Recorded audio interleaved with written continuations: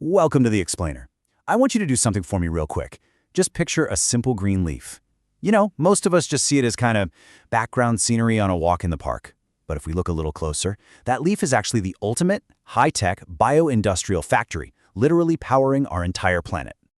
Okay, let's dive into this. What if I told you that every single breath you take is fueled by, well, a plant's trash? I know, it sounds totally wild, but our very survival, our body's energy, and honestly the whole shebang of modern life runs entirely on two things: biological exhaust and ancient buried sunshine. It's a staggering reality, and wrapping your head around it really unlocks the fundamental mechanics of life on Earth. Section 1. The world's energy gateway. Right, so to understand how we actually survive, we have to start at the very foundation. Earth relies on this constant, massive influx of solar radiation, but obviously we can't exactly eat sunshine directly, right? Enter the autotroph. If we break down the Greek roots, auto means self and troph means feeder, literally a self-feeder.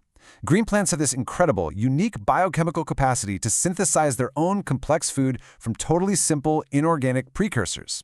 They don't have to hunt. They don't forage. They are the essential bridge, the energy gateway, if you will, capturing all that solar energy for the entire biological world.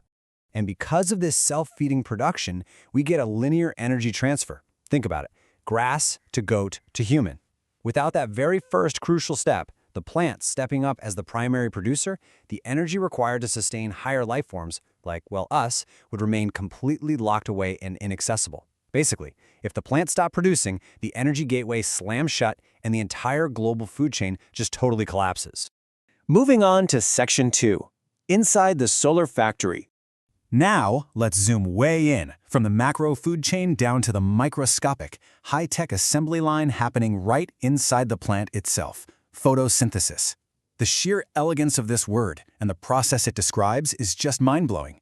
Derived from photo, meaning light, and synthesis, meaning putting together, plants are literally putting together physical matter from thin air and sunlight.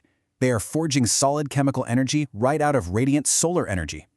And this brilliantly illustrates the precise manufacturing equation of that assembly line.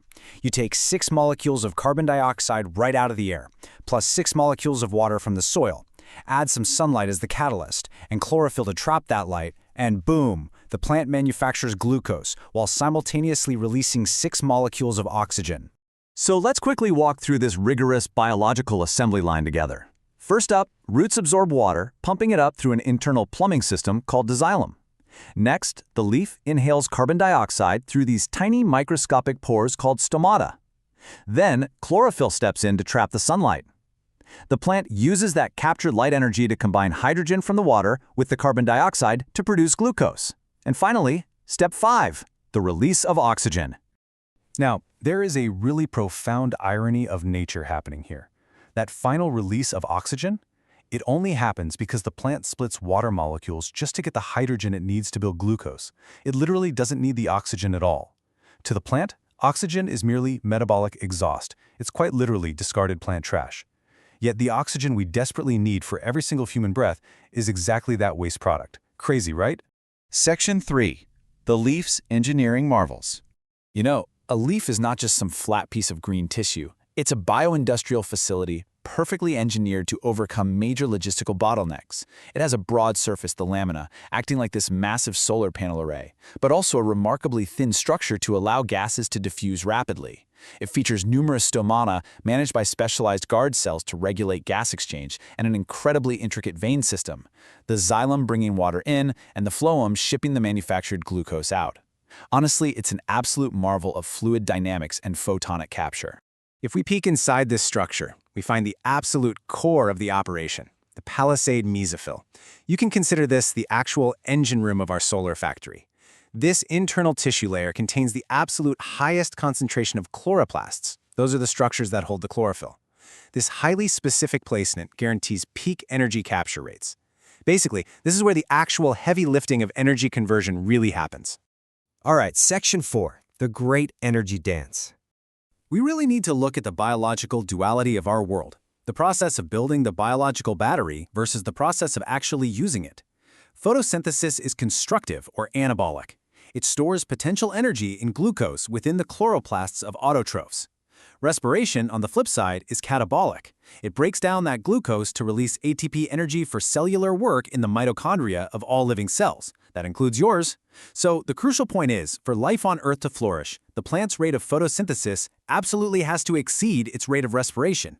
It has to make more food and oxygen than it consumes. Section 5. Our debt to leaves. If we rapidly zoom out from those microscopic cells to a massive planetary scale, we really see how this single microprocess dictates global economics, our climate, and honestly, human survival.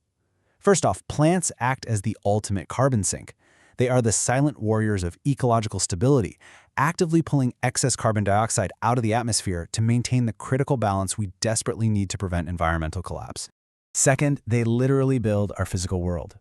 Beyond just the food on our plates, consider the physical feedstocks generated by photosynthesis.